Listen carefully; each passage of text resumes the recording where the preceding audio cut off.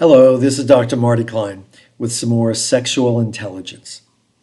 So, totally by coincidence, two different guys called me for therapy this week with similar issues.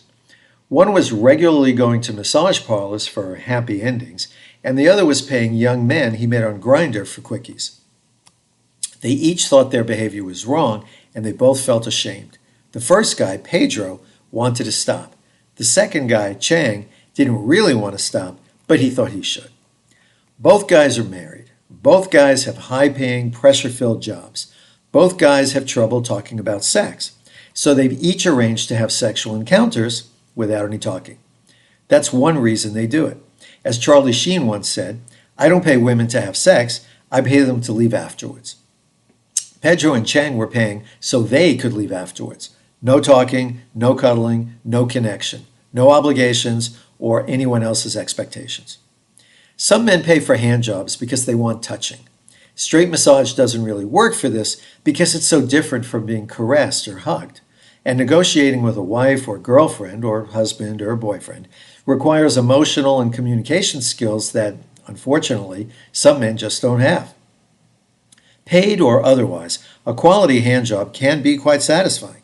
You go from 0 to 60 and back to 0 with hopefully a smile in a fairly short time. Without having to give a partner attention, the orgasm can be intense. When there's no orgasm, the pleasure has its own value. Some men like to watch or touch the other person, which can add to the pleasure. After stroking it yourself for years, there's something decadent about someone else taking over, assuming, of course, that that's emotionally comfortable. Some men pay for handjobs because it's the only way that they can get one that satisfies. Most men know how to touch themselves, but giving adequate directions to someone else can be complicated, the more so if the partner doesn't have a penis. Professionals and people who jack off 100 guys a year are generally pretty good at it. A huge number of people struggle with a sense of performance during partner sex, even with something as simple as a handjob. I hear this all the time. What if I don't get hard? Or what if I lose my erection?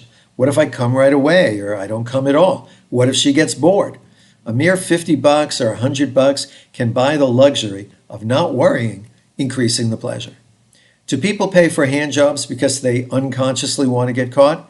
I suppose a few do, but in 43 years as a therapist, I've never seen a single case of this. No, I typically see the opposite. People terrified of getting caught, the single most common reason that people want to stop. Men also pay for handjobs as a way of declaring their independence in a troubled relationship. You may boss me around in the house or criticize me as a husband, but you can't control my penis. When someone feels emasculated by the reasonable demands of intimacy or the unreasonable demands of a high-conflict marriage, a paid handjob can be emotionally restorative, as sad as that is. Since Pedro wanted to stop going to massage parlors, I asked him why he kept going and why he wanted to stop. He said he was afraid of getting caught, which he was certain would lead to divorce. He also felt it was infidelity, which he thought was morally wrong. He said he kept going because it was relaxing, a way to be naked with a woman without complications. His wife never took off her t-shirt during sex, and so he hesitated to do so too. In fact, he and his wife had not had sex in over a year.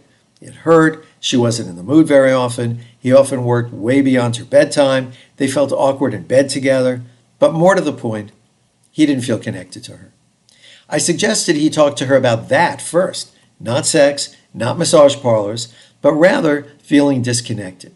I also reminded him that he and his wife could have various kinds of sex that didn't involve intercourse. Indeed, I suggested they weren't ready for intercourse right now, which gave him a great sense of relief. Chang was a previously heterosexual man who now craved sex with men, many men. He said it made him feel free. It certainly helped him forget the constraints of the rest of his life. He liked the glamour of men in their 20s, so as a 45-year-old guy, small cash payments were the way to get what he wanted. He also thought it was glamorous to have multiple rendezvous in a week. When I asked what it might feel like to take a few weeks off, he stopped smiling.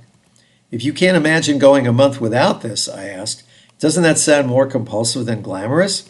He had to admit that it did. But, he said, if it works for me, it shouldn't matter.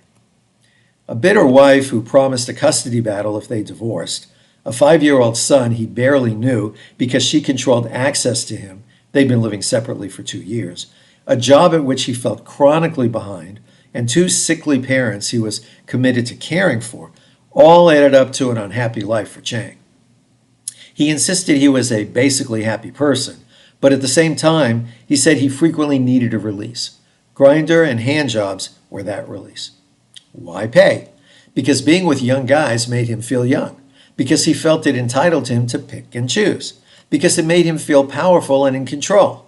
Feelings he rarely had in the rest of his complicated life. One day I mentioned, you could get in trouble if a cop catches you with your pants down in a car. Furthermore, that legal trouble could dramatically impact any child custody arrangement. This finally got his attention. In fact, he suddenly looked hopeless. I hadn't said it to get him to stop, but ignoring this obvious danger was part of his refusal to grow up, which is what we really needed to talk about. Sometimes a handjob is way more complicated than it looks. I'm Dr. Marty Klein. Thanks for joining me.